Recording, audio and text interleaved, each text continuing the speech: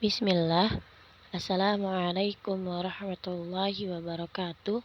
Innal hamdalillah nahmaduhu wa nasta'inuhu wa nastaghfiruh wa na'udzu billahi min syururi anfusina wa min sayyiati a'malina. May yahdihillahu fala mudhillalah wa may yudlil fala hadiyalah. Asyhadu an la ilaha illallah wa asyhadu anna Muhammadar Rasulullah. Apa kabarnya anak-anak sekalian? Insyaallah kita akan melanjutkan pelajaran pendidikan agama Islam di bab keutamaan ilmu dan mempelajarinya.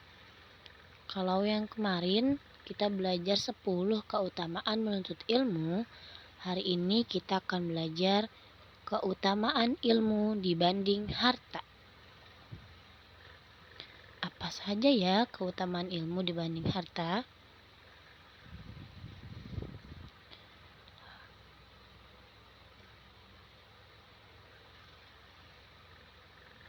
Nah, sekarang anak-anak perhatikan dan dengarkan perkataan Ali bin Abi Thalib tentang keutamaan ilmu dibanding harta.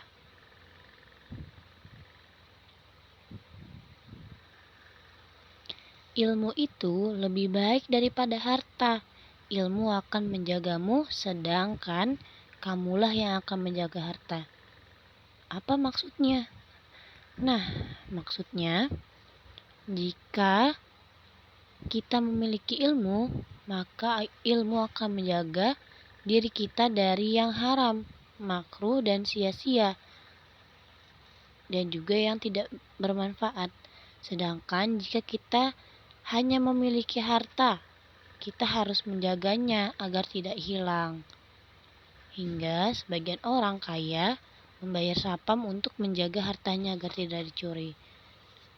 Itu yang dimaksud ilmu itu lebih baik daripada harta, karena ilmu akan menjagamu, menjaga dari haram, makruh, dan sia-sia. Sedangkan kamulah yang akan menjaga harta agar tidak hilang. Selanjutnya, ilmu itu hakim yang memutuskan berbagai perkara, sedangkan harta adalah yang dihakimi. Maksudnya, ilmu adalah bekal untuk qadhi atau hakim untuk memutuskan suatu perkara, suatu masalah. Jadi, hakim itu untuk memutuskan suatu masalah. Kalau masalah ini salah atau betul, itu hakim harus memiliki ilmu, tidak asal memutuskan. Sedangkan harta yang akan dihakimi, maksudnya adalah harta akan dihisap oleh Allah di yaumil kiamah. Selanjutnya, harta berkurang ketika dibelanjakan, sedangkan ilmu bertambah ketika diajarkan. Nah, ini maksudnya ketika kita memiliki uang, kemudian kita belanjakan, membeli makanan atau membeli mainan, membeli baju, maka ia akan habis. Lama-lama berkurang dan habis. Sedangkan ilmu jika diajarkan kepada orang lain, maka akan semakin kuat dan bertambah. Semakin kuatnya kenapa? Karena sering dimurojaah. Setiap kita sampaikan ilmu tersebut, maka kita sedang memurojaah ilmu tersebut. Dan bertambah karena kita akan mencari lagi kira-kira apa lagi ya tentang ilmu ini sebelum menyampaikan ilmu tersebut. Nah, oleh karena itu, anak-anak ustazah yang soleh dan solehah harus semangat mengajarkan teman ataupun adik di rumah tentang kebaikan agar ilmunya bertambah kuat dan bertambah.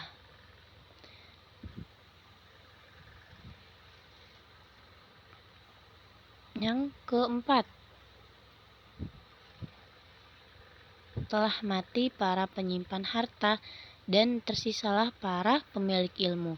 Walaupun diri-diri mereka telah tiada, akan tetapi pribadi-pribadi mereka tetap ada pada hati-hati manusia. Maksudnya ini, pernahkah kalian mendengar nama Imam Syafi'i?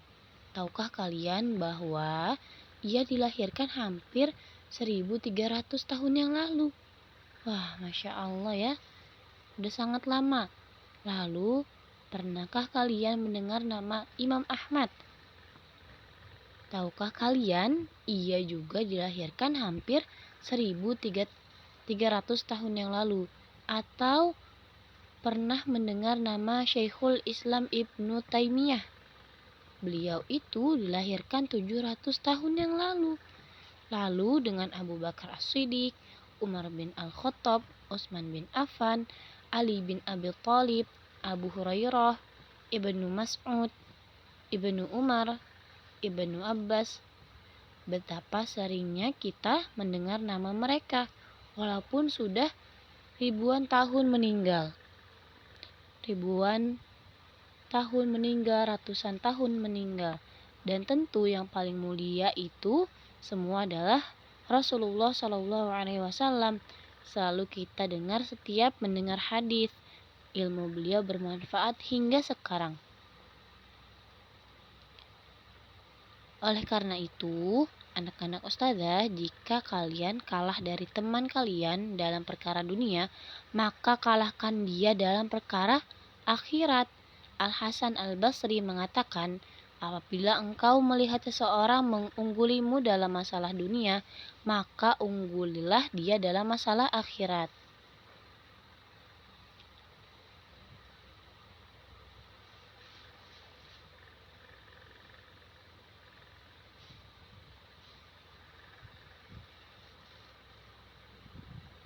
Nah, di sini ada tabel lengkap keutamaan ilmu dibanding harta.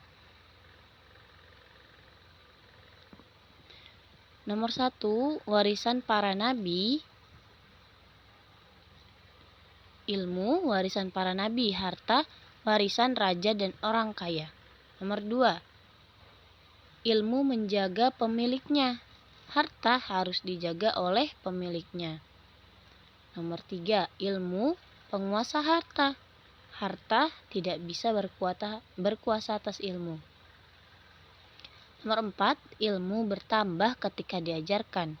Harta berkurang ketika dibelanjakan. Nomor 5, ilmu bersama walau sudah mati. Harta berpisah dengan kematian. Seperti yang tadi, ulama-ulama, sahabat-sahabat, sampai Rasulullah. Ilmunya bersama mereka walau sudah mati, karena ilmunya masih terus tersampaikan sampai sekarang. Lalu yang nomor 6, ilmu mengumpulkan ilmu, memuliakan dan membersihkan hati. Harta, mengumpulkan harta bisa mengotori hati, bisa membuat kita sombong karena kita memiliki harta, bisa membuat kita jadi boros karena kita memiliki banyak uang, banyak harta. Yang ketujuh, ilmu membuat orang semakin tawadu, sedangkan harta cenderung membuat orang semakin sombong, seperti yang tadi Ustazah bicarakan.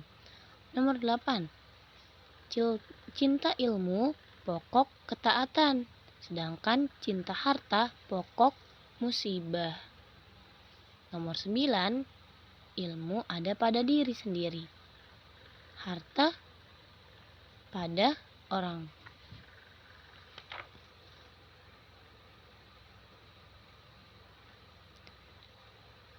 Berikut ini adalah kisah seorang yang menumpuk harta, yaitu Qarun.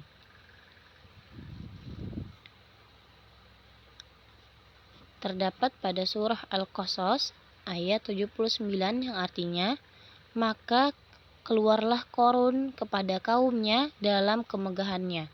Berkatalah orang-orang yang menghendaki kehidupan dunia, moga-moga kiranya kita mempunyai seperti apa yang telah diberikan kepada Qarun. Sesungguhnya ia benar-benar mempunyai keberuntungan yang besar. Karena kesombongan Qarun, Allah Ta'ala menenggelamkan Qarun beserta harta kekayaannya. Dan orang-orang yang kemarin mengangankan kedudukannya Korun, ia berkata, "Aduhai, benarlah kiranya Allah yang melapangkan rezeki bagi siapa yang Dia kehendaki di antara hamba-hambanya, dan membatasi bagi siapa yang Dia kehendaki di antara hamba-hambanya. Sekiranya Allah tidak melimpahkan karunia-Nya kepada kita, tentu Dia telah membenamkan kita pula. Aduhai, benarlah kiranya tidak ada beruntung orang-orang yang mengingkari nikmat Allah." Al-Qasas ayat 82. Wah, Masya Allah, banyak sekali pelajaran yang kita dapat pada pembelajaran hari ini. Keutamaan ilmu dibanding harta. Ternyata banyak ya perbedaan-perbedaan ilmu dan harta. Nah, setelah mendapatkan ilmu yang cukup banyak hari ini, tugas untuk anak-anak ustazah mengerjakan latihan pada modul halaman 55 dan 56. Tugasnya difoto dan dikirimkan ke ustazah ya, paling lambat jam 14.00. Sudah cukup kan? Ustazah tutup dengan doa kafaratul majlis. Subhanakallahumma wa bihamdika asyhadu an la ilaha illa anta astaghfiruka wa atubu ilaik. Wassalamualaikum warahmatullahi wabarakatuh. Barakallahu fikum.